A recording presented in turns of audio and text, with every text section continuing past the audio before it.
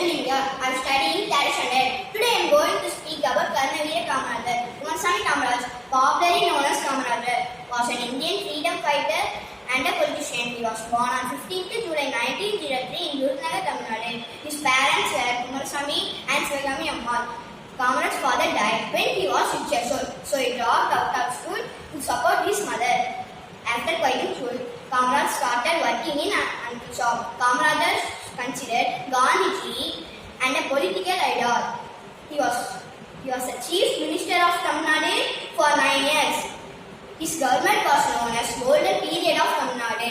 He introduced free education and free midday meal scheme in all government schools. Many irrigation canals and 9 dams were built across the state. He is also called Karnaveera, Kingmaker and Dalit Thandai.